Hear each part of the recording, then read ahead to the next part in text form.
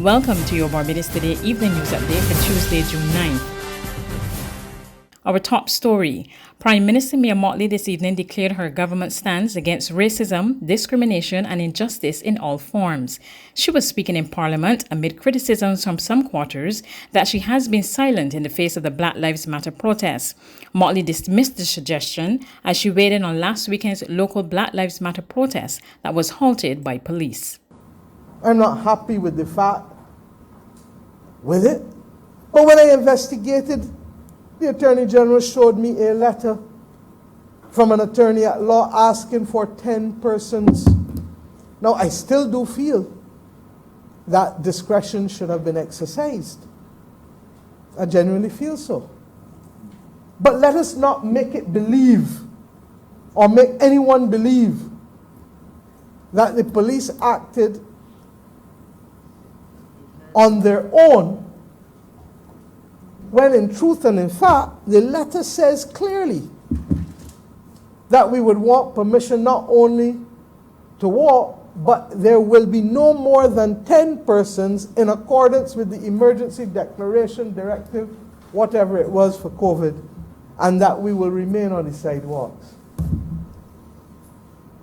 Now I give this country the assurance, whether there's a march or not, this country is not going to support behavior that in any way reflects unfair treatment, discriminatory treatment, unconscious bias. In other news this Tuesday, Health Minister Lieutenant Colonel Jeffrey Bostic welcomed home 110 Barbadians this evening who were stuck in the United States. The group arrived on a JetBlue flight and were taken to quarantine facilities after being processed.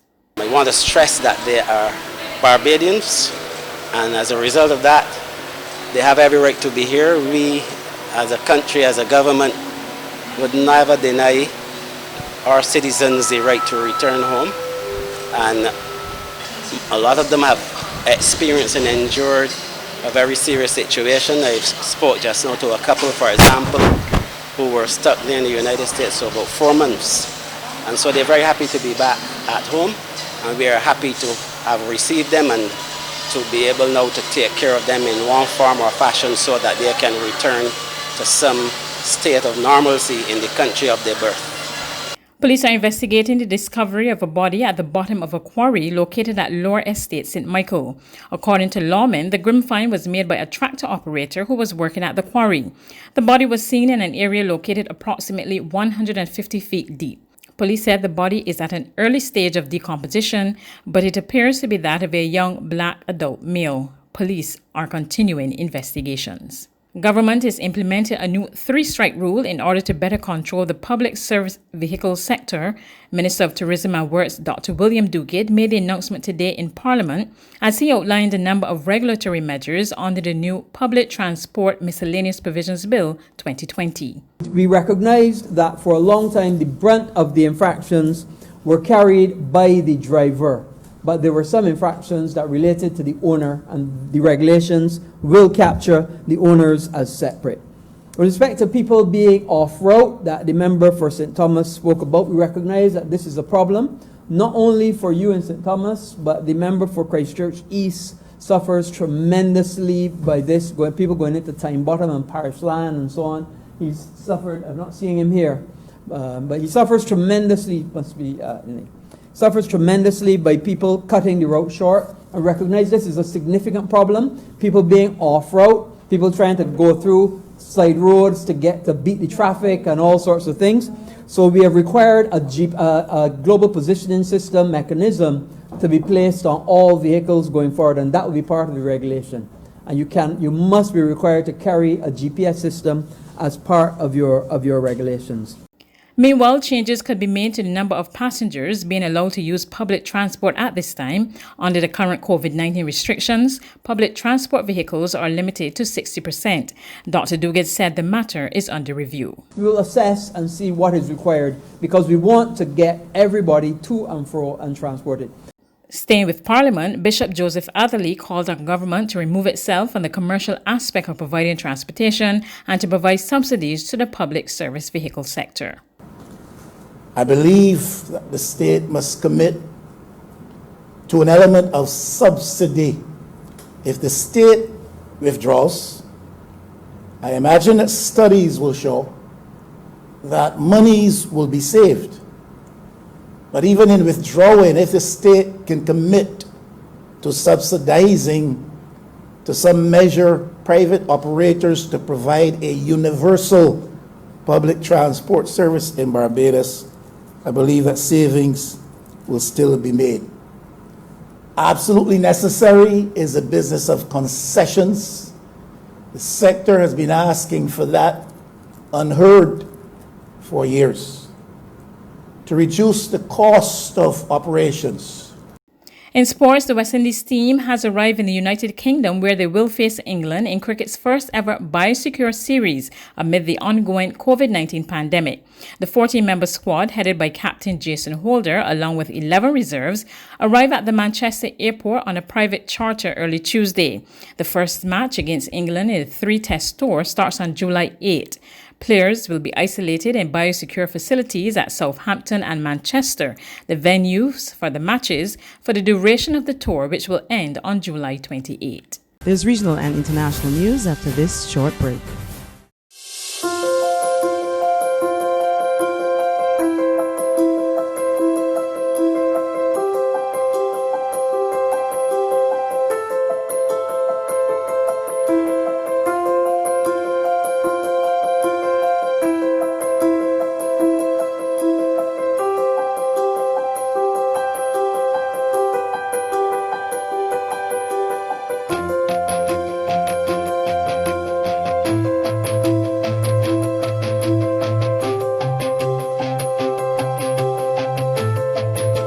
Barbados Today, news you can trust.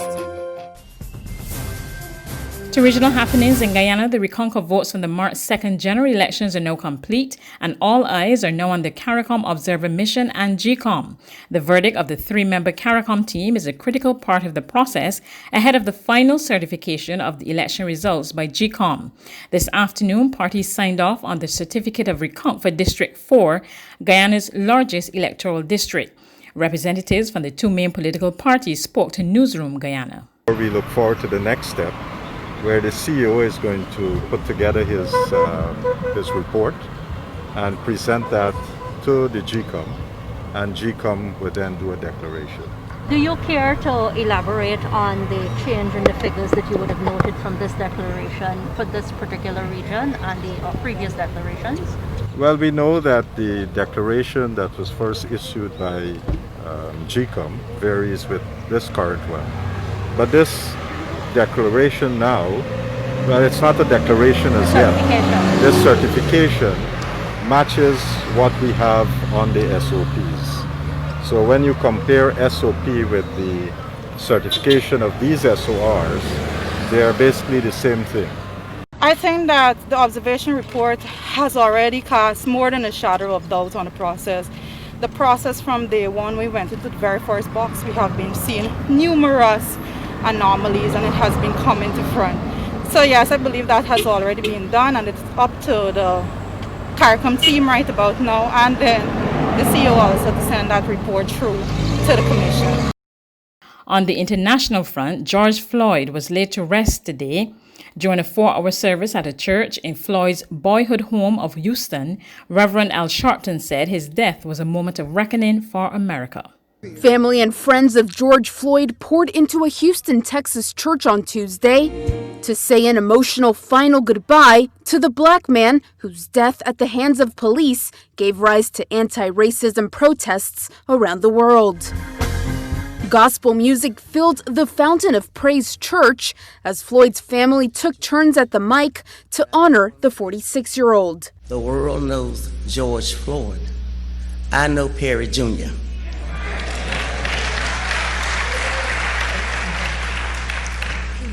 He was a pesky little rascal.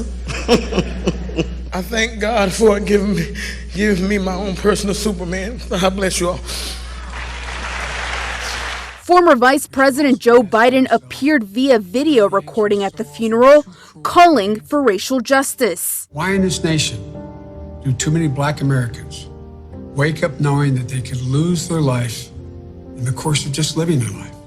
The presumptive Democratic presidential nominee said the nation must address racism now. We can't turn away. We must not turn away. We cannot leave this moment thinking we can once again turn away from racism that stings at our very soul. The Floyd family was also joined by those who share their grief. Family members of other black men killed in confrontations with white men. Will you stand? Reverend Al Sharpton, who delivered the eulogy, asked the families of Trayvon Martin, Eric Garner, and others to stand. They know better than anyone else the pain they will suffer from the loss that they have gone through. The civil rights activist said Floyd's death was not just a tragedy, it was a crime. Until we know the price for black life is the same as the price for white life, we're going to keep coming back to these situations over and over again. Either the law will work or it won't work. That's news, but for the very latest, visit our website at www.barbadostoday.bb. You can also subscribe to our e-paper, email updates, or like us on Facebook, and sign up for our breaking news alerts via WhatsApp. We're also on Izumi Media and bus terminals, as well as Screenplay at supermarkets and gas stations near you. You can also hear us on Mix 96.9 FM and Capital Media HD 99.3 FM.